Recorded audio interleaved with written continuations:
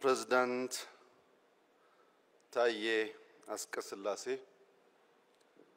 ክቡር የቀድሞ የኢፌዴሪ ፕሬዝዳንት ዶክተር ሙላቱ ተሾመ ክቡር አፈጉባኤ ታገሰ ጫፎ ክቡር አፈጉባኤ አገኘው ተሻገር የጠቅላይ ፍርድ ቤት ፕሬዝዳንት ክቡር ቴዎድሮስ ምህረት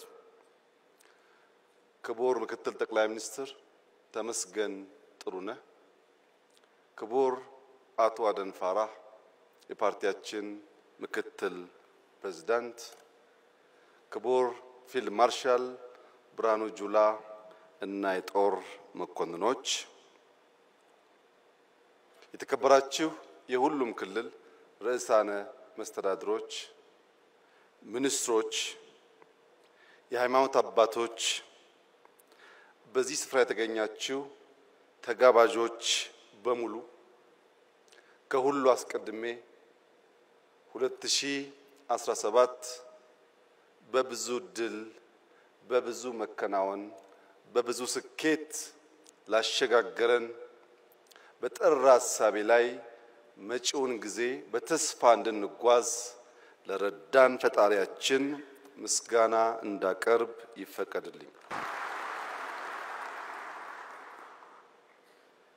በብዙ የተረዳን በብዙ የታገዝን ብዙ መከናወን ያየን ሰዎች ከስኬት በኋላ በምስጋና የሚገባውን ለፈጣሪ መስጠት እጅግ አስፈላጊ ልምምድ ስለሆነ እንደኔ ያለ እድለኛ ሰው ደጋግሞ ፈጣሪውን ሲያመሰግን እናንተም ብትተባበሩት አይከፋም።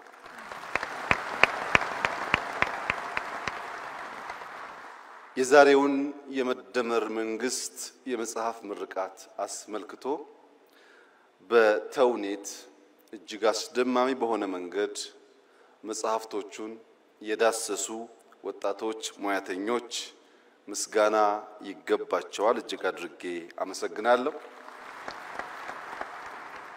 ታዳጊ ህፃናት በሰርከስ በውቁ እና ሀገር ወዳዱ ድምጻዊ ነዋይ ደበበ ታግዘው ላቀረቡልን ሰርከስ እሱንም እነሱንም ማመስገን እፈልጋለሁ። ዶክተር እዝራንም እንደዚሁ ማመስገን እፈልጋለሁ።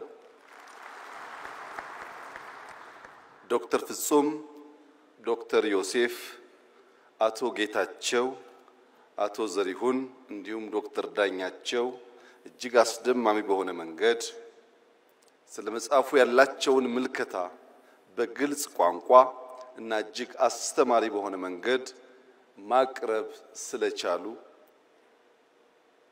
በግሌ እጅግ የተደመምኩ መሆኔን እየገለጽኩ እነሱንም ማመስገን እፈልጋለሁ።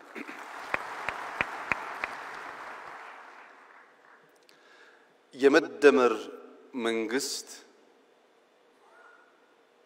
ጊዜ ካለፈ በኋላ ዘመን ካለፈ በኋላ እንዲህና እንዲያነበር እኮ ያሰብኩት ትውልድ ይፋረደኝ እሳቤ ይሄ ነበረ እንዳልከውን እንዳላሳካ አስቸገሩኝ እንጂ ለሚል ሰበብ ፍለጋ የተዘጋጀ መጽሐፍ ሳይሆን ጊዜ ሲዝን ተሰጥቶናል በግልጽ ምልከታና ሐሳቤ ሀገራችንን ብንሰራ ታሪክ ሰሪዎች እንጂ ዘካሪዎች አንሆንም በሚል ኢንቴንሽን የተዘጋጀ ሰነድ ነው። ይህ እንደ ኢትዮጵያ ላሉ ማደግ መለወጥ ለሚፈልጉ ሀገራት በሙሉ እጅግ አስፈላጊው ነገር ግን ረዘም ላለ ጊዜ ስለቆየን በበርካቶች ሐሳቡም በዝርዝር በመነገሩ ምክንያት ይህንን መጽሐፍ በአራት መዎች ሰብሰብ አድርጌ አጠር ባለ መንገድ የተፈለገውን ነገር ለመግለጽ እንድችል የናንተ ፍቃድ እና ይሁንታ ከሆነ የመደመር መንግስት ማጠንጠኛው አራት ነው። የመጀመሪያው መነሻ ነው። ምንድነው መነሻው ያላችሁ እንደሆነ አቶ ዘሪው እንዳሉት ቁጭት ነው። ኢትዮጵያ ለምን ድሃ ሆነች? ኢትዮጵያ ለምን ተረጂ ሆነች? ኢትዮጵያ ከማን ስለምታንስ ነው ከማን የምትረዳው የሚሉ የቁጭት ጥያቄዎችና ምክንያት ፍለጋ ነው። አሳማኝ ምክንያት ከተገኘለት ሊያጽናና ሊያስተኛ ይችላል። በቂ ምክንያት ካልተገኘ ግን ቁጭት ያንገበግባል፣ እንቅልፍ ይነሳል። ለምን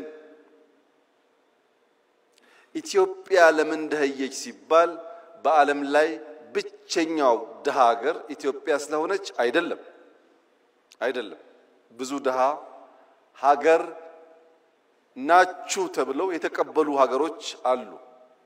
የኢትዮጵያ የሚያንገበግበው ምድረ ቀደምት መሆኗን እኛ ብቻ ሳንሆን ዓለም የሚያምን የሚጨበት ታሪክ ያላት ሀገር መሆኗ፣ ምድረ ቀደምት መሆኗ፣ ረቂቅ መሆኗ፣ ግዙፍ መሆኗ፣ በርካታ ህዝብ ያላት ወጣት ህዝቦች ያላት ሀገር መሆኗ፣ ጀግኖች ደፋሮች ለህይወታቸው የማይሳሱ በረጅም ጊዜ ውስጥ ቢለካ ጀግነታቸው ያልነጠፈ ህዝቦች መኖሪያ መሆኗ፣ ኢትዮጵያን የመሰለ ለፈጣሪ የቀረበ አኩሪ ታሪክ ያለው የነጻነት ገድል ያለው ብዙ ህዝብ በተፈጥሮ የታደለ በኪነ ህንጻ በባህል በታሪክ ምንም የሚያሳፍር ነገር የሌለው ህዝብ እንዴት ድሃ ሆነ? እንዴትስ ለማኝ ሆነ ብሎ መጠየቅ ያስፈልጋል። ኢትዮጵያውያን እርሻን እንደጀመሩ ይነገራል። ምድረ ቀደምት ስለሆኑ እርሻን ጀምረን ብረት ቀጥቅጠን ማረሻ ሰርተን አርሰን አጭደን መብላት የጀመርንና ያስጀመርን ህዝቦች እንዴት እዚያው ተቸክለን ቆመን ምግብ ለኛ እንቆቅልሽ ሆነብን?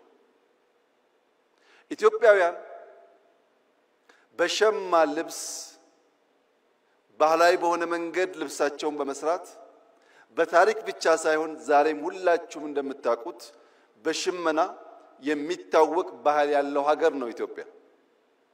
ሸምነን መልበስ የቻልን ሽመናን ያስተማርን ኢትዮጵያውያን እንዴት ልብሳችንን ማምረት አቅቶን ልብስ ከውጭ የምንሸምት ሆነ? በባህል መድኃኒት በሁላችሁም ቤት ጓዳ እንደሚታወቀው ለብዙ ችግሮች መድኃኒት ቅጠል በበጠስ መቀመም መፈወስ የሚችል ታሪክና ባህል ያላት ኢትዮጵያ እንዴት መድኃኒት ማምረት ተሳናት? ምንም እንጥፍጣፊ እርሾ ባይኖር ብንደህይ ባልገረመ ነበር። ግን ልምዱ ታሪኩ አስቻይ ሁኔታ እያለ እንዴት ደሃውን በዓለም ላይ ከፍተኛ የወርቅ ሪዘርቭ ያከማቹ ሀገራት ወርቅ በማምረት አይታወቁም። እነሱ ከኛ ጥቂቱን ወርቅ ገዝተው ሼልፍ ላይ በማስቀመጥ ሀብታም ተባሉ። እኛ የበዛውን ወርቅ በከርሰ ምድር በማስቀመጥ ደሃ ተባል። እኛ ጋር ያለው ወርቅ እነሱ ጋር ካለው ወርቅ ይበልጣል። ያስቀመጥንበት ቦታ ብቻ ነው የሚለያየው። ያ ያስቀመጥንበት ቦታ ደሃ የሚያስብል ከሆነ የቦታ ለውጥ ለማምጣት ኢማጂኔሽን ፓወር ያስፈልጋል ማለት ነው። የተሰጠንን ደህንነት መቀበል ብቻ ሳይሆን የቦታ ለውጥ አድርጎ መስተካከል ያስፈልጋል እና አንደኛው ወደ ኋላ የሚያስጉዘው ቁጭት ነው። ሁለተኛው ቅናት ነው። የመንፈስ ቅናት ሌሎች እንዴት ዘመኑ? እነንትና ወርቅ የላቸውም፣ የሚታረስ መሬት የላቸውም፣ ከኛ የላቀ ፖፑሌሽን የላቸውም። ከኛ በምን ልቀው እነሱ ዘመኑ? እኛስ በምን አንሰን ደህይተን ቀረን? የሚል ቅናት። ለዚህ መነሾ የኋልዮሽ የመደመር መንግስት ሲጓዝ ስብራቱ የትገጠመን የትጋነው ያለፉን የትጋነው ስናንቀላፋ እነሱ የቀደሙን እኛ የቀረነው ብሎ የታለፍንበትን ዘመናት ወደ ኋላ ለመፈተሽ ይሞክራል። በዚህ መነሾ ውስጥና የኋልዮሽ ጉዞ የመደመር መንግስት የተገነዘባቸው አንኳር እሳቤዎች አንደኛ የተዛቡ ጥያቄዎች ናቸው። በትክክል አለመጠየቅ ትክክለኛ ምላሽ እንዳናገኝ ስለሚያደርገን። ሁለተኛ ለተዛባው ጥያቄ አፍራሽ የለውጥ ሂደት መከተላችን። ጥያቄያችን ስሁት ነው፣ ለዚያ የምንሰጠው ምላሽ ደግሞ አፍራሽ ነው። የኛ ብቃት የኛ የለውጥ አራማጅነት የሚለካው ትናንትናን በመናድ ትናንትናን በማፍረስ እንጂ የጎደለ ሞልተን የላቀ የተሻለ አሸጋግሮ በመስጠት አልነበረም። የመደመር መንግስት ያልተሄደበትን መንገድ መጓዝ ይመርጣል። ይህን ለማሳየት መነሾውን ለመገንዘብ ህዳሴና ሱዳን በቂ አስተማሪ ምሳሌ መሆን ይችላሉ። ሱዳን እኛ ስንለወጥ ሰላማዊ ሀገር ነበር። ከኛ ለውጥ በኋላ የሱዳን ለውጥ እኛ ለማገዝ እንደሞከርነው ከሞላ ጎደል ሰላማዊ ነበር።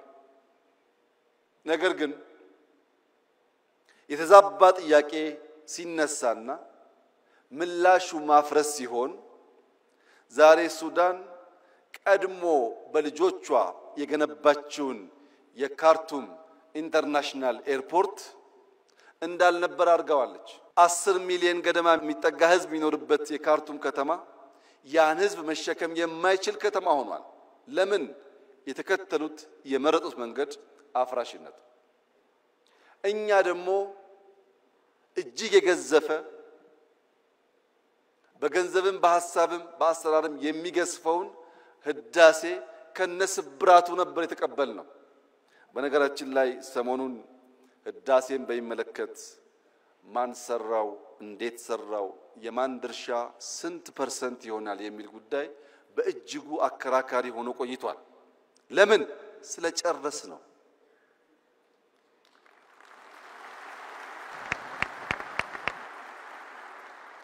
ያለቀ ነገር ፍሬ ባለቤቱ ስለሚበዛ እንጂ አሳበን ብንተው ኖሮ አይነንትና አበላሹት ይባላል እንጂ አንድም ሰው አይጠጋጋም ነበር። አሁንስ ተሳክቷል። ስኬት ባለቤቷ ብዙ ነው። ብዙዎች ይፈልጓታል ይሻሙባታል የመደመር መንግስት በእንዲህ ባለው ጊዜ የሚመርጠው መንገድ ተሳክቷል የስኬት ባለቤት እናንተ ሆኑ ነው ለስኬት ለመሻማት ጊዜ የለውም የመደመር መንግስት ማሳካት ስለሆነ ግቡ ሲያሳካም ብቻዬን ማሳካት ይችላል ብሎ መደመር አያምንም የብቸኝነት ጉድለት ስላለ ኢትዮጵያውያን በሚችሉት ሁሉ ተደምረው ያሳኩት የመላ የኢትዮጵያውያን ገድልና ድል እንጂ የአንድ መንግስት የአንድ ሰው የአንድ ግለሰብ አይደለም ለዚህ ነው ሐውልቱ ላይ መላ ኢትዮጵያን በሚወክል መልኩ የብዙዎቹን ምስለ ቅርጽ የያዘ ሐውልት መገንባት ያስፈልገበት ምክንያት ህዳሴ የመላ ኢትዮጵያውያን ብቻ ሳይሆን የኢትዮጵያ ወዳጆችም ጭምር የኩራት ምንጭ ስለሆነ ሽሚያው የወለደው ድል ስለሆነ አሳክተን በድል ላይ መሻማት የተሻለ ስለሆነ አሳበን ከመተው የነበረውን ጭቅጭቅ ድምዳሜ እንዲያገኝ እኔ በግሌ ህዳሴን በሚመለከት ከመላው ኢትዮጵያውያን አንፃር የነበረኝ ሚና ኢሚንት እና በጣም ትንሹ ስለሆነ አትጨቃጨቁ ድሉ የናንተ ነው ህዳሴ ግን የጋራችን ነው ማለት ወዳለሁ አንደኛው የመጀመሪያው መነሻ ነው ይሄንን የመደመር መንግስት የኋልዮሽ ተጉዞ ከዳሰሰ በኋላ መዳረሻውን ደግሞ ይተልማል ደህነትን መጸየፍ ብቻ ሳይሆን ብልጽግናን ይመኛል እዚህ ጋር ያለው ዋናው ቁልፍ ጉዳይ መዳረሻችን ላይ ምኞት ነው ወይስ ፍላጎት ነው ያለው ባዶ ምኞት ከሆነ ትጋት የሌለበት ምኞት ከሆነ በንድፍ ያልታገዘ በተቋም ያልታገዘ ምኞት ከሆነ ምኞት ደግነቱ ቦግልም ነው ዛሬ እንመኛለን ነገ እንረሳለን የመደመር መንግስት ከምኞት ይሻገራል ፍላጎት ነው በግልጽ ራዕይ የነጠረ መቼ ምን ብናሳካ የት ልንደርስ እንደምንችል የሚያመላክት የኢትዮጵያን ሁለንተናዊ ብልጽግና የሚፈልግ ብቻ ሳይሆን እንደሚቻል የሚያምን ነው ይፍላጎት የመፈጸም ብቃት እንዳለን ሳያረጋግጥ አይነሳም በዚህ ጽሑፍ ላይ ቀደም ሲል ሪቪው ያደረጉ ወንድሞቼ እንዳነሱት ዕውቀት በሁለት መንገድ ሊገኝ ይችላል አንደኛው በኢንፎርሜሽን በመስማት በማንበብ በመጠየቅ ዕውቀት ሊገኝ ይችላል ሁለተኛው የዕውቀት ማግኛ መንገድ ግን የተግባር ልምምድ ነው የዚህ መጽሐፍ ውጤት ከሰማነው ካነበብነው ብቻ ሳይሆን በተግባር ስንሞክር ካየነው ውጣውረድም ጭምር ስለሆነ ብዙዎች የሚማሩበት የሚያሳድጉት የበለጸገች ኢትዮጵያ ለማየት የሚተጉበት እንደሚሆን ጥርጥር የለው የመፈጸም ብቃታችንን በብዙ መንገድ አይተናል የኛ መሻት የምትመስል ሀገር ሳይሆን የምትመሰል ሀገር መፍጠር ነው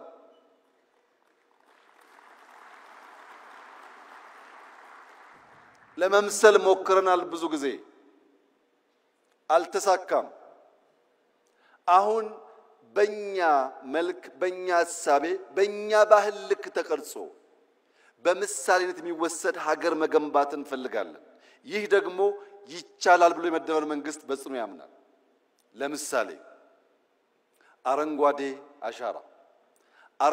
አሻራ በጥቁር ህዝቦች ታሪክ እስከ ዛሬ ድረስ ማንም ያልሞከረው ነው 48 ቢሊዮን ችግኝ ይህ የምንመስለው ሳይሆን የምንመሰልበት ሆኖ በታሪክ ማህደር የሚቀመጥ ይሆናል።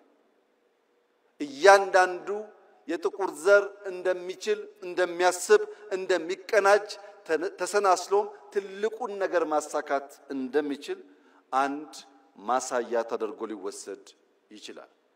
ሁለተኛ ቅድም ያነሳሁት ህዳሴ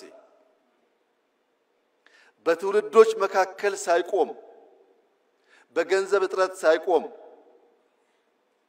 በኮሮና ሳይቆም በጦርነት ሳይቆም ኢትዮጵያውያን ያላቸውን ቁጭት በዚህ ልክ መግለጥ ከቻሉ የትኛውም የጥቁር ዘር ትልቅ ነገር አስቦ ሳይለምን ሳይበደር ሳይለቃ ሊከውን እንደሚችል የሚያረጋግጥ ሁለተኛ ምሳሌ ነው። ቅድም ወንድሜ ጌታቸው እንዳነሳው አዲስ አበባን በሚመለከት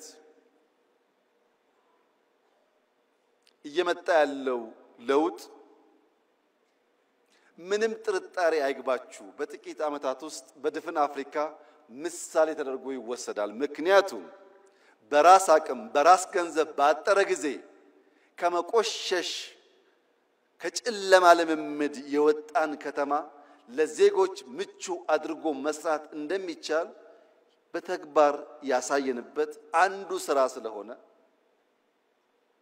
ለብዙዎች ማስተማሪያ እንደሚሆን ጥርጥር የለውም። እግረ መንገድ የጌታቸውን ኮንሰርን ለመጋራት ምንም ነገር በቤታችን ጀምረን ቤታችን ላይ ማብቃት የለበትም። የኛ ሞቶ ያኔ ጌታቸው ወጣ ብሎ ነው እንጂ ከቢሮ እስከ ከተማ ከከተማ እስከ ሀገር ይል ነበር። ቢሮአችን ግቢያችን ሰፈራችን ከዛም አዲስ አበባችን ያልነው ነገር ግን ዛሬ የኛ ስተት ሆኖ ይሆናል እንጂ ወንድሜ ጌታቸው ቢሾፍቱ አዳማ አርሲ ነገሌ ሐዋሳ አርባ ምንጭ ሶዶ ጅማ ብትሄድ ደቡብ ምዕራብ በዚህ እንቅስቃሴ ውስጥ በራሳቸው ልክ ሲንደፋደፉ ታያለ። ወደ ምስራቅ ብትሄድ ሐረር ድሬዳዋ ጅጅጋ በሚያስደንቅ ፍጥነት ራሳቸውን እየለወጡ ይገኛሉ። እኔ ከጌታቸው ጋር የምጋራው የብዙዎቻችን እምነት እንዲሆን የምፈልገው መንግስታትን የሚገለው ሰልፍ ግራቲፊኬሽን ነው። አዲስ አበባ ላይ 1% ለውጥ አመጣን ብለን እምንመጻደቅ ከሆነ አናድግም። እምናድገው በቁጭታችን ልክ ስንተጋ ነው። መልካም ጅማሮ ጀምረናል። ማንም ቢያምንም ባያምንም አስደናቂ ጅማሮ ጀምረናል። ግን ጅማሮ ነው። ጅማሮ ምን ይፈልጋል? ኮንቲኒቲ ይፈልጋል። ልክ እንደመደመር ሳይቆራረጥ መከወን አለበት። ያንን ካደረግን ድፍን ኢትዮጵያ የውበት የለውጥ የዘመናዊነት ምሳሌ ተደርጋ መጠቀስ ትችላለች። ሌላው ሪቨርሳይድ ነው። ቅድም ዶክተር ዳኛቸው ከተፈጥሮ ጋር አያይዞ የኢትዮጵያን ወንዞች አጠቃቀምና ብልሽት ገልጿል። የአዲስ አበባ የሪቨርሳይድ ፕሮጀክት ወይም የአርባ ምንጭ የሪቨርሳይድ ፕሮጀክት ካለምንም ጥርጥር ለብዙ ሀገራት ምሳሌ መሆን ይችላል። እጅግ አኩሪ ጅማሮ ነው ያለው። ይህንን ጅማሮ በማስፋት ለመላው ጥቁር ሕዝብ ምሳሌ የሚሆን ስራ ለካ ይቻላል የሚል እሳቤ ማስተጋባት ከአዲስ አበባ ይቻላል። በስንዴ ላይ የነበረው ዘመቻና የተገኘው ውጤትም እንደዚሁ ሊገለጽ የሚችል ነው። ስለዚህ እኛ ኢትዮጵያውያን ከተደመርን በጋራ ለመስራት ከወሰን እንችላለን የሚለውን ነገር ለማየትና መዳረሻችን የሚያጓጓ ነው። አያስተኛም። የኢትዮጵያን ብልጽግና ማየት የማትረዳ ኢትዮጵያን ማየት ውብ ኢትዮጵያን ማየት እንቅልፍ የሚነሳ ጉዳይ ነው። ይህ ጉጉት ይህ ፍላጎት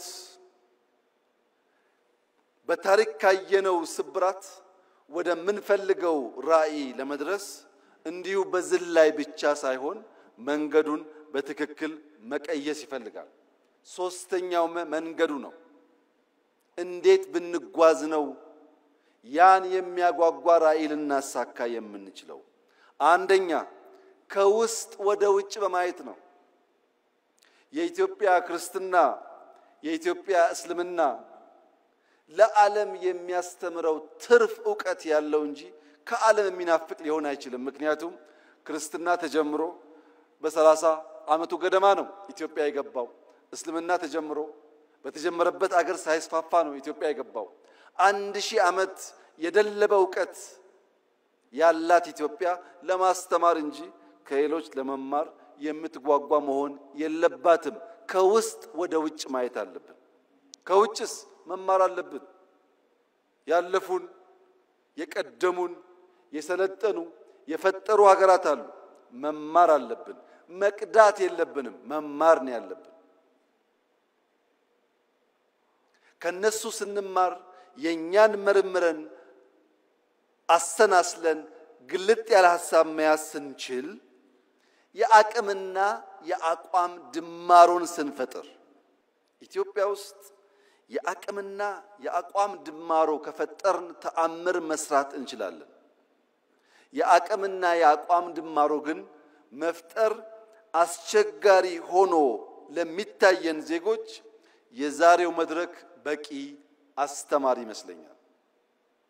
አብይና ዘሪሁን፣ አብይና ጌታቸው፣ አብይና ፈላስፋው ዳኛቸው ስለ ሀገራቸው ጉዳይ በአንድ ቦታ የሚቀራረብ ቋንቋ መነጋገር የሚችሉ ከሆነ ከነዚህ ሰዎች የተለየ ክሪቲክ ከነዚህ ሰዎች የተለየ ሐሳብ የሚያንሸራሽር እምብዛም የለም። ዳኛቸው ማለት እድሜ ልኩን በመተቸት በመቃረን ሐሳብ በማመንጨት በመጠየቅ የራሱን ስራ እስኪሰዋ ድረስ ተጋድሎ ያደረገ ከቤተሰብ እስኪቃረን ድረስ ተጋድሎ ያደረገ የረጅም ዘመን የበቃ ምሁር ነው። ዘሪሁን በኢህአዴግ በመጀመሪያ ወራት ከዩኒቨርሲቲው ከተባረሩ ምሁራን መካከል አንዱ ነው። በዚሁ ስራው ኢህአዴግ ውስጥም ደጋፊ ተቺ ነበር። በእኛ ጊዜም ተቺ ነበር። ለመተቸት ሐሳብ ለመመንዘር ችግር ያለባቸው ሰዎች አይደሉም። የጌታቸው መናገር አያስፈልግም ብዬ ከነዚህ ሰዎች የተሻለ የደረጃ ሐሳብ ይዞ በኢትዮጵያ ናሽናል ኢንትረስት ላይ የሚታገል ብዙ ሰው አላየውም።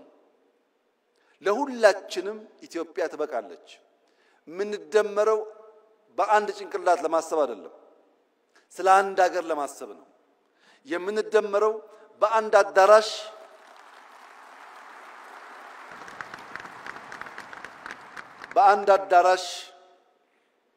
ተወያይተን በዚያው አዳራሽ ሐሳብ ለመቋጨት ብቻ አይደለም። ከአዳራሽ ውጪ የሚንሸራሸሩ ሐሳቦች ካሉ ለማድመጥ ዝግጁ በመሆን ጭምር ነው። የተከበራችሁ ታዳሚያን፣ በኢትዮጵያ ታሪክ እንደዚህ ዘመን ሁሉም ሰው ተናጋሪና ተንታኝ የሆነበት ዘመን አልነበረም። አንዳንዴ ለቀደሙት መንግስታት ሳስብ እንደዛሬ ፌስቡክ እንደዛሬ ዩቲዩብ እንደዛሬ ዝም ብሎ መናገር ቢቻል ኖሮ ምን ያደርጉ ነበር እያልኩ ፈራለሁ። ምክንያቱም 97 ዓመተ ምህረት እነ ፕሮፌሰር ብርሃኑ ነጋ እና ሌሎች ታዋቂ ኢትዮጵያ ፖለቲከኞች አዲስ አበባን በሚያምሱበት ዘመን አንድ ቲቪ ብቻ ነበረን፣ ኢቲቪ የሚባል። ፋና እንኳን ቲቪ አልነበረውም፣ ኢሳት አልነበረም። በአንድ ቲቪ ያን ያክል ከታመስንና ያን ያክል ከሞትን እንደዛሬ በመቶዎች የሚቆጠሩ ቲቪዎች ባሉበት ጊዜ ውስጥ ያ ትኩሳት ቢኖር መንግስታት ሾክ ኦብዘርቨር ኖሯቸው በትግስት ለማድመጥና ለማለፍ ካልቻሉ ኢትዮጵያ ውስጥ ምን ሊፈጠር እንደሚችል ሁላችሁም ማሰብ አይሳናችሁ። ሾክ ኦብዘርቨሩ በርከት ያሉ ሾኮችን የሚሸከምበት ዋናው ምክንያት የሚያጓጓ ራዕይ ስላለ ነው። እልህ፣ ወኔ፣ ቁጣ ጠፍቶ ሳይሆን ያ የሚያጓጓው የብልጽግና ራዕይ ግድ የለም እኛ ስንረገጥ ነገር እንዳያልፈን በትዕግስት አብዞርብ ያደረግን ብንሻገር ይሻላል የሚል ምርጫ ስለወሰድን ፕሮፌሰር ብርሃኑ ነጋ አቶ ጌታቸው ረዳ አቶ መላኩ አለበል እና ሌሎች ባለስልጣናት በጋራ ሆነው የኢትዮጵያን መንግስት የሚመሩ ከሆነ የኢትዮጵያ መንግስትም ሐሳብና ብቃት ካላቸው ለመቀበል ዝግጁ ከሆነ ቢያንስ በመጽሐፍና በንግግር እንጨቃጨቅ ይሆናል እንጂ የሚያደባድብ የሚያጋድል ምክንያት የለም ማለት ነው። ስለዚህ መንገዱ በተቻለ መጠን ኢትዮጵያውያንን በጋራ ራዕይ ላይ መሰብሰብ ያስፈልጋል ብሎ ያምናል። ኢትዮጵያውያን በጋራ ራዕይ ከተሰባሰቡ በኋላ ስብራት ለይተን መፍትሄ ማበጀት ደግሞ ያስፈልጋል። የኢትዮጵያ የእድገት ጉዞ ስብራት የኢትዮጵያ ፖለቲካል ችግር ስብራት ዋነኛው ጉዳይ የጥላቶቻችን አጀንዳ ነው። ይሄ መለያየት ነው። ዘር፣ ሃይማኖት፣ ጾታ፣ ሰፈር፣ መንደር እየተባለ መለየት ነው። ለዚህ መፈወሻ መድኃኒት ደግሞ መደመር ብቻ ነው። እኛ መደመር ስንል ጠላቶቻችን ይደነግጣሉ። ምክንያቱም ስንደመር እንዴት ያለ ታሪክ እንደምንሰራ በጥንት ዘመን የኢትዮጵያ ታሪክ ስለሚታወቅ ኢትዮጵያውያን ትግሬ፣ ኦሮሞ፣ አማራ፣ ጉራጌ፣ ወላይታ፣ ሲዳማ ባንባባል ያ ቢከበር በጋራ መቆም ብንችል መፍጠር እንችላለን። በአስፈላጊ ቦታ ደግሞ መዝለል እንችላለን። መከተል ሳይሆን መዝለል እንችላለን። ከተቀባይነት ተከታይነት መላቀቅ እንችላለን። ሐሳብ ተቀብለን ገንዘብ ተቀብለን ሚሽን ተቀብለን ኢትዮጵያ ላይ መለማመድ ተገቢ አይመስለኝም። የብዙዎች ችግር ፊዚካሊ አልተገዛንም ብንልም ቨርቹዋሊ በብዙ የቆሸሹ ሐሳቦች የተገዛ ስብስብ ያለበት ሀገር ነው ኢትዮጵያ። የሰውን ሐሳብ ከናሽናል ኢንተረስት አንፃር መመዘን ከተቸገርን እዚያ ማዶ የምንሰማው ሁሉ ትክክል ከሆነ ለመመርመር ማንዘጋጅ ከሆነ የኢትዮጵያን ብልጽግና ማረጋገጥ እንቸገራለን። ስለሆነም መደመር አለብን። የምንደመረው መከፋፈል የኛ የኢትዮጵያውያን ሐሳብ ሳይሆን ኢምፖዝ የተደረገ ቶት ስለሆነ ያለ መከላከል እንደመራለን። ሌላው በጉዟችን ማየት ያለብን ነገር የስነ ልቦና ስብራት ነው። ተሰብረናል፣ አንችልም ባዮች ነን። ይሄ ነገር አዲስ አበባ ነው፣ ይሄ ነገር ኢትዮጵያ ነው። የአዲስ አበባን ኮሪደር ዲዛይን ያደረገላችሁ ማን ነው? ገንዘቡስ ከየት መጣ? ማን ነው ኮንትራክተሩ? ለምን ኢትዮጵያውያን አንችልም ብለን ተቀብለናል። አንችልም ስላል ባለቤት ይፈለግለታል። ጥሩ ነገር ከታየ የኛ አይደለም የሌላ ሰው ነው። ይሄ የስነ ልቦና ስብራት ከላይ እስከታች ነው ያለው። ወንድምና እህቶቼ እንችላለን። የምንችለው በጠራ ሐሳቤ ከግል ፍላጎት ባሻገር ለወል መሻት የምንተጋ ከሆነ ነው። እንኳን ዛሬ በ21ኛው ክፍለ ዘመን የዛሬ 155 ዓመት ገደማ ህልም ያላቸው ሰዎች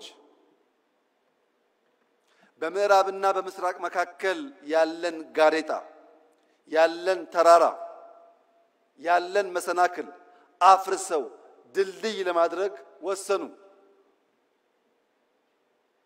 በምዕራብና በምስራቅ መካከል የሚደረገውን የንግድ ጉዞ በ8900 ኪሎ ሜትር ለመቀነስ ስዊስ ካናል የሚባል ተራራ ስዊስ ካናል የሚባል ግድግዳ ማፍረስ ወሰኑ። ስዊስ ካናል 193 ገደማ ኪሎ ሜትር ነው። ያን ሲወስኑ እንደዛሬ በቂ ማሽን አልነበረም። እንደዛሬ የሚመች የኮንስትራክሽን አቅም አልነበረም። ብዙዎች ሞተዋል። ያን ለማሳካት ሲያልቅ ግን 8900 ኪሎ ሜትር የ10 ቀን ጉዞ በምዕራብና በምስራቅ የዓለማችን ክፍል አሳጥሯል። ለምን? ንግድ ወሳኝ ነው። ለንግድ የሚመች መንገድም ወሳኝ ነው።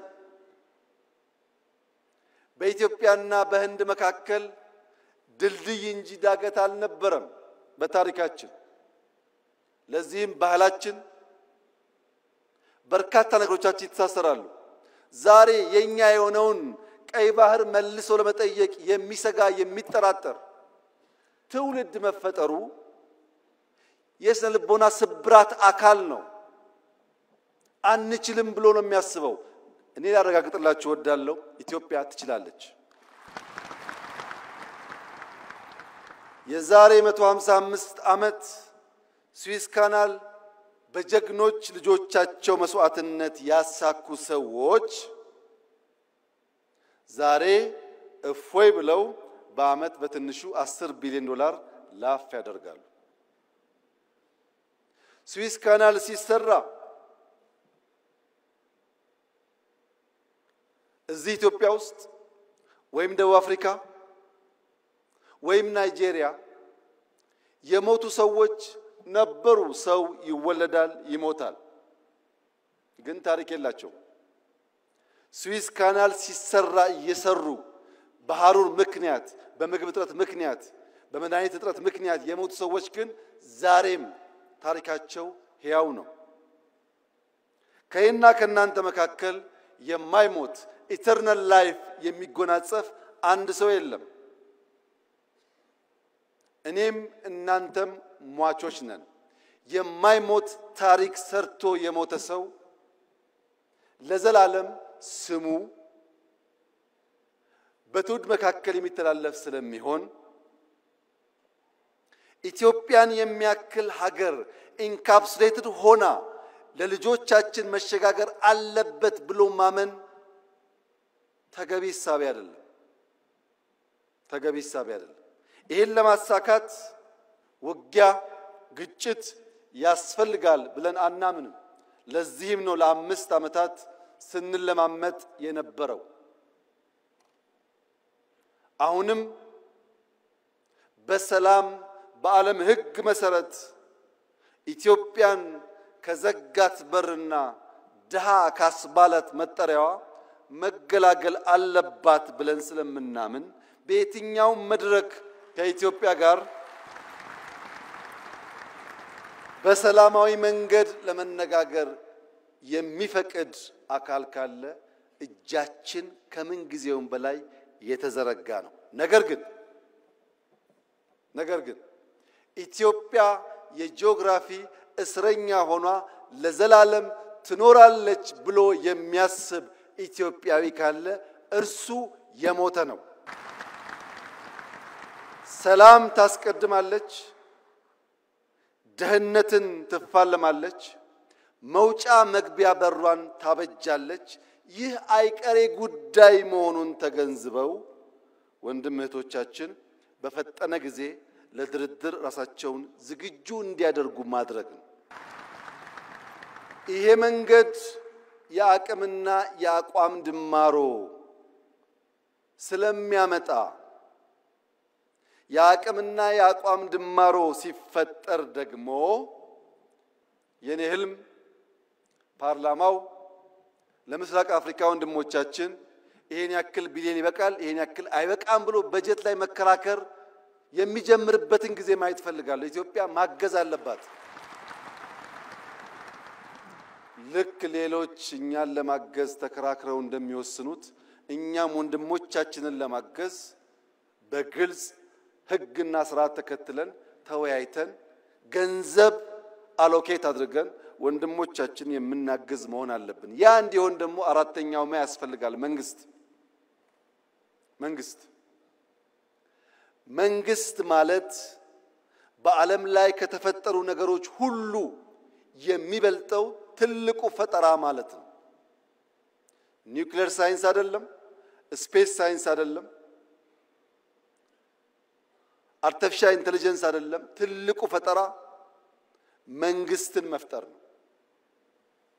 አልበርት አንስታይን E=mc² ያለውን ቀመር መንግስት አልቦ በሆነ ሁኔታ ውስጥ ቢቀምረው ታቅፎት ይቀር ነበር። ያን ፈጠራ ያን ህልም እውን ያደረገው መንግስት ነው። ማንኛውም ፈጠራ መንግስት ባልጠነከረበት ሁኔታ ይመክናል። ይህ መንግስት ከፈጠራ ሁሉ ለየት የሚያደርገው ምንድነው ያላችሁኝ እንደሆነ የአፈጣጠር መነሾው ነው። ተፈጥሯዊ ስለሆነ ነው። ቤተሰብ ከሚባል እጅግ መሰረታዊ ተቋም አድጎ በርከት ያሉ ማህበረሰቦችን የሚያቅፍ የተገለጠ ራዕይ ያለው ሃይራርኪ ያለው የጋራ ህልም ያለው ለጋራ ኮዝ በጋራ የሚሰራ ተቋም የሰው ልጅ መፍጠር በመቻሉ ነው ሰርቫይቭ ማድረግ የቻለውም እንጂ ግማሹ የዓለም ዜጋ ያውሬ ራት ሆኖ ሊቀር ይችል ነበር። መንግስት ወሳኝ የሚሆንበት ዋናው ምክንያት ዛሬ ላይ ቆሞ ነገን መስራት በመቻሉ ነው። ያለነው ዛሬ ነው። እምናወራው ስለ መውጫ መግቢያ በራችን ነው። ያ መውጫ በር ሲሳካ እዚህ ካለነው ግማሻችን ላንኖር እንችላለን። ነገር ግን ልጆቻችን በተዘጋ ሀገር ውስጥ የሚኖሩ ደሃና ለማኞች ሳይሆኑ የታሪክ ሰሪ ልጆች ሆነው ልማታቸውን አፋጥነው ወንድም ህዝቦች የሚደግፉ ይሆናሉ።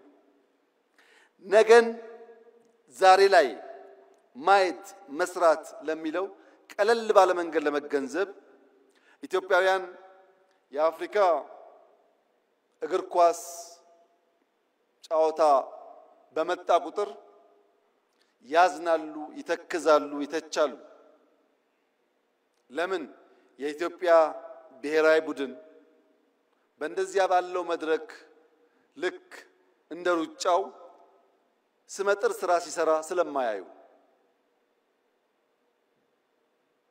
ዛሬ በእርግጠኝነት ነግራችሁ የዛሬ 10 ዓመት ቢበዛ የዛሬ 10 ዓመት የኢትዮጵያ ብሔራዊ ቡድን በአፍሪካ ውስጥ አስደናቂ ስራ ሰርቶ እኛም እንደሌሎቹ የምንተክስ ሳንሆን በአፍሪካ መድረክ በዓለም መድረክ በልጆቻችን የተካነ ብቃት የምንኮራበት ጊዜ ይመጣል። ይሄ ምኞት አይደለም፣ በስራ የተገለጠ ነው። አዲስ አበባ ላይ ከ100 በላይ ጥቃቅን ስታዲየሞች ገንብተናል። በየሰፈሩ እንደምታዩት። ለምን? እሱን ሳትሰራ ቴሌቪዥን እያየ ብትቆጭ ከቁጭት ባሻገር ውጤት ታያትችል። ፋውንዴሽኑን ብትሰራ ግን ነገ ለውጥ ይመጣል። ለዚህ ነው መንግስት ዛሬ ላይ ሆኖ ነገን የሚተልመው። የዛሬ 2 ዓመት 3 ዓመት ባይደርስልኝ 5 6 7 10 ዓመት ላይ ኢትዮጵያ ጠንካራ ቲም እንዲኖራት ዛሬ ኢንቨስት ማድረግ አለብኝ ብሎ መንግስት ይሰራል። ይሄ አንዱ ማሳያ ነው። ሁለተኛው ማሳያ የትምህርት ጥራት ነው። የኢዜማው ሊቀመንበር የሚመራው የትምህርት ሚኒስቴር የትምህርት ጥራት ማረጋገጥ አለብን ብለን ሮድማፕ አውጥተን ከወሰን በኋላ በመጀመሪያው ዓመት በሁለተኛው ዓመት የነበረውን ጩኸት ታውቃላችሁ። በዚህኛው ዓመት ለውጥ መጥቷል። በሚቀጥሉት 2-3 ዓመታት የምንፈልግበት ስንደርስ 15% ገደማ በየትኛውም የትምህርት ገበታ ሊወዳደሩ የሚችሉ ብቃት ያላቸው ኢትዮጵያውያን ከፈጠር ቅድም ያልነውን ብልጽግና በምኞት ብቻ ሳይሆን በግልጽ መንገድ እንከውነዋለን ማለት ነው። በቅርቡ ኢትዮጵያ የኒውክሌር ፕላንት ስራ ጀምራለሁ ብላ ማወጇ ይታወቃል። አንዳንዶች ከኢነርጂ ጋር ብቻ አገናኝተው አይተውታል። እዚህ ያላችሁ ሰዎች መገንዘብ ያለባችሁ በኒውክሌር ቴክኖሎጂ ላይ ኢትዮጵያ መስራት ስትጀምር የሕክምና ሳይንስ ያድጋል፣ ፕሪሲሽን ፋርሚንግ ያድጋል፣ የውሃ አጠቃቀም ያድጋል። አሁን የምናወጣቸው ተማሪዎች የሚመራመሩበት፣ የሚሰሩበት፣ የሚያድጉበት፣ የሚወዳደሩበት አቅም ይገነባሉ። ኢነርጂ ብቻ አይደለም። ራሽያ የዛሬ 80 ዓመት ያሳካችውን የኒውክሌር ኢነርጂ ኢትዮጵያ ዛሬ መከወን ፈልጋለሁ ስትል የሚጠራጠር ኢትዮጵያዊ እውን አለ ብሎ መውሰድ ይቻላል? የሚንቀሳቀስ ሮቦት ካልሆነ በቀር ህሊና ያለው ሰው የዛሬ 80 ዓመት የተሞከረና የተሳካን ነገር ዛሬ ለመጀመር እንዴት ድፍረት ያጣል? ኢትዮጵያ ትችላለች፣ ትጀምራለች፣ ትጨርሳለች። መንግስት ነገ ላይ ሆኖ ዛሬን ማወቅ አለበት። ዛሬ ላይ ሆኖ ነገን ብቻ ሳይሆን ነገ ላይ ሆኖ ዛሬን ማወቅ አለበት። ዛሬ ያለ ውስን አቅም፣ ዛሬ ያለ ስብራት፣ ዛሬ ያለ እንካ ሰላምታ የሚቀጥል ከሆነ የልጆቻችን ዕጣ ፈንታ ግልጽ ነው። ስደት ነው፣ ልመና ነው። እኔና እናንተ ያየነው መከራ ልጆቻችን እንዳያዩ ከፈለግን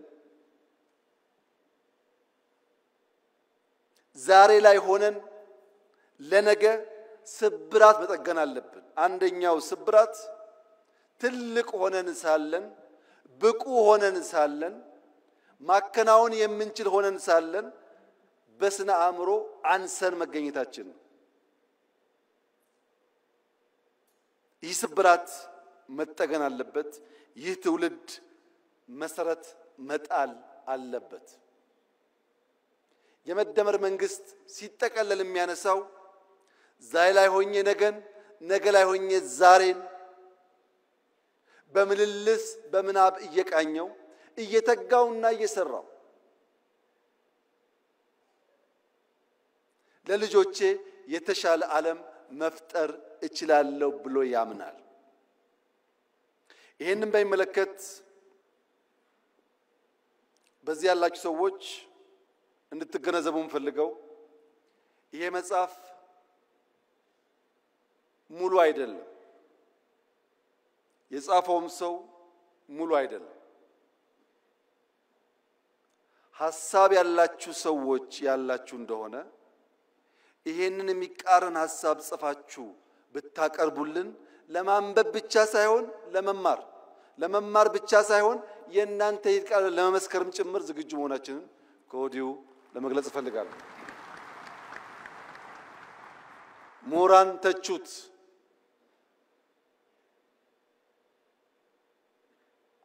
በተቃረነ መንገድ ሐሳብ ማፍለቅ የሚችሉ ሰዎችም አፍልቁ። ነገር ግን ሐሳብ አልቦ በሆነ መንገድ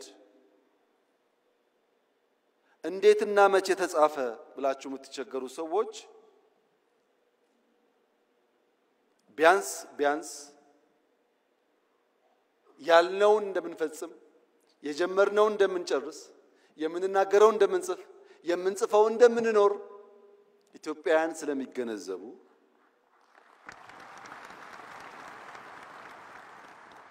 በውስጥ ያላችሁ ዋናው ትምምን የሚያስፈልገው በውስጥ ላሉ ሰዎች ነው።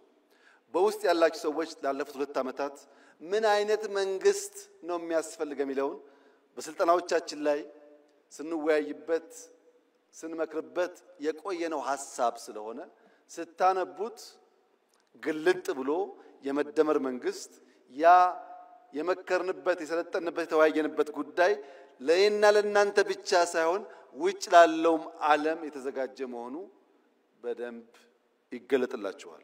2019 ዳቮስ በሄድኩበት ጊዜ ፍሪሊዮን የሚል ተውት እንዳየው ነግሬያችሁ ነበር። ተደጋጋሚ ስልጣን ሰጥቶበታል። ያን በሚመለከት ጅማሮ ስራዎች አሉ። ምናልባት የመጨረሻው የመደመር መጽሐፍ ሊሆን ይችላል። ያም ርዕሱ ከወዲሁ እንድታቁት የመደመር ስሌት በፍሪሊዮን ነው የሚለው። የመደመር ስሌት ከእያንዳንዱ ሰው አንፃር እያንዳንዱ ሰው ራሱን በማካፈል ራሱን በመስጠት ከራሱ በመስጠት በዚያ ውስጥ ማትረፍን እንዴት እንደሚለማመድ የሚያሳይ ሰነድ ነው። መጽሐፍ ለምትወዱ መጽሐፍ ማንበብ ለምትወዱ ቀላሉ ምክሬ እድሜ ለቴክኖሎጂ ነገር ሁሉ ቀሏል። ኦዲዮ ቡኮች አሉ። ስፖርት የሰራችሁ ወክ ያደረጋችሁ ማድመጥ ይቻላል። ማንበብ ሐሳብ መሸመት ሐሳብ መገብየት ከመጽሐፍት ብቻ ሳይሆን ከኢትዮጵያውያንና ከሀገር ሽማግሌዎች መማር ይቻላል። በተቃራኒ መድረክ ላላችሁ ለምትቃወሙ ሰዎች የመጨረሻ መልእክቴ ከኦሮሞ አባቶች አባባል የተዋስኩትን በመውሰድ ያ መርህ እንደሆነና መርሃችሁ እንዲሆንም በመምከር ጭምር ይሆናል። የኦሮሞ አባቶች ነገር ግራና ቀኝ ሲልባቸው ከህልማቸው የሚጋጭ ነገር ሲፈጠር ካን ኦብሳ ካኒሞ ጎርሳ ይላሉ። ገሪ ጎርሳ ገሪሞ ኦብሳ ሙለተኬት አዴሙ ቀብዳ ይላሉ።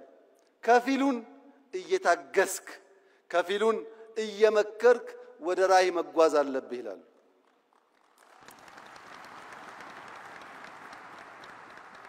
ካን ጎርሳ ካን ኦብሳ ለኔም ለእናንተም ይሰራል። ህልም ካላችሁ ወደ ህልማችሁ መዘርጋት የምትፈልጉ ከሆነ ካን ኦብሳ ካን ጎርሳ ጉዞ ግን ወደፊት መሆን አለበት። እጅግ አድርጌ አመሰግናለሁ።